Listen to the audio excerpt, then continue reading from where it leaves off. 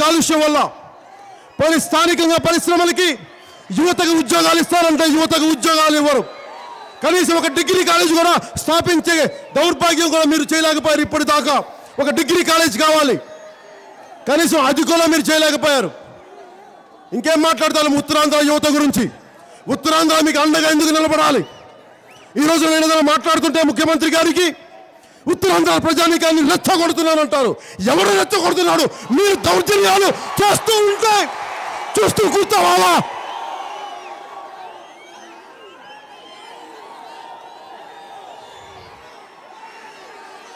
వేర్పాటు వాదాలు ఎందుకు వస్తాయో ముఖ్యమంత్రి గారు తెలీదా? తెలంగాణ ఆస్తుల్ని ఎవడు అబ్బా సొమ్మని మీరు దోచుకున్నారు, అలాగే ఉత్తరాంధ్ర ఆస్తుల్ని ఎవడు అబ్బా సొమ్మని దోచుకుంటా ఉంటారు మీరు.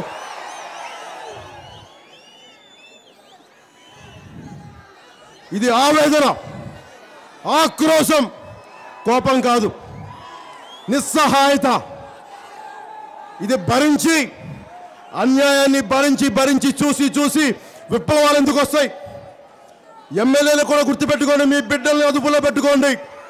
ఎమ్మెల్యే గారికి చెప్తున్నాం, మీ అబ్బాయిని అదుపులో పెట్టుకోండి. మీ అబ్బాయిని ముదుపాక గ్రామంలో కూడా రైతుల్ని బెదిరిస్తున్న దృష్టికి వచ్చింది. మీరు కూర్చొని జనసేన పార్టీ ఫ్లెక్సీలు దించారంట నిన్నంతా.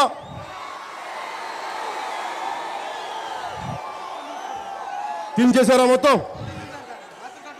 ఓకే, ఫ్లెక్సీలు దించేశారు. గుండెల్లో కట్టుకున్న ఫ్లెక్సీలు ఎక్కడి నుంచి తీస్తారు మీరు? మా రోజు రాకుండా ఉండదా?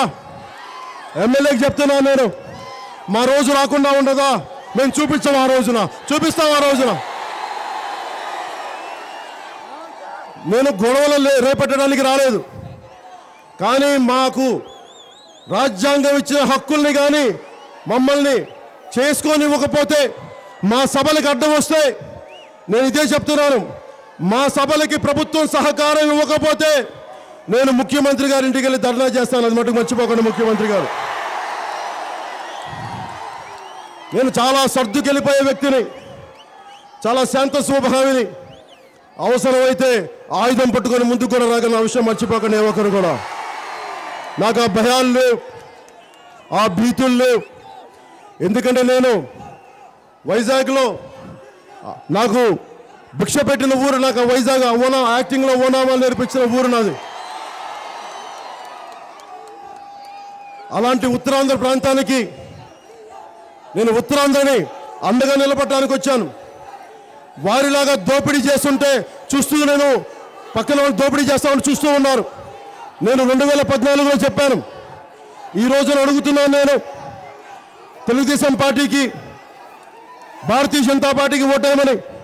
రేపొద్దున వారు మనకి నిలబడని పక్షంలో, మన పరిశ్రమలకి అండగా మనకి తేలేని పక్షంలో, మన విశాఖ రైల్వే జోన్కి తేలేని పక్షంలో నేను ఎదురొస్తాను, బయటకు వస్తాను, వారిని నిలదీస్తానని చెప్పాను. అదే ఈరోజు పోరాట యాత్రలో జనసేన బెందుర్తిలో మీ ముందుకు వచ్చి మాట్లాడుతాను. నాకు నిజంగా ఆశే కనుకుంటే పదవుల మీద, వాళ్ళు ఇచ్చేదండి నాకు పదవులు. 2009లో తీసుకునేవాడిని నాకు పదవులు నిజంగా కావాలంటే. 2014లో ప్రధానమంత్రిగా నాకు స్వయంగా పరిచయం ఉన్నారు. నేను వారిని అడిగి ముఖ్యమంత్రి ప్రధానమంత్రి గారు నాకు ఒక పదవి కావాలంటే ఆయన నాకు ఇచ్చేంత ఇది ఉంది నా పరిచయం. కానీ నేను ఇవన్నీ అడగల.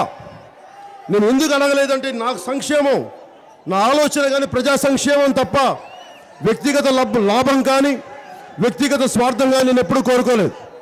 కానీ ఏ ప్రభుత్వాలు అయితే ప్రజలకు అండగా నిలబడాలో ఆ ప్రభుత్వాలు వారి పనులు చేయని పక్షంలో ఇవన్నీ నాకు చాలా బాధ కలిగించినాయి.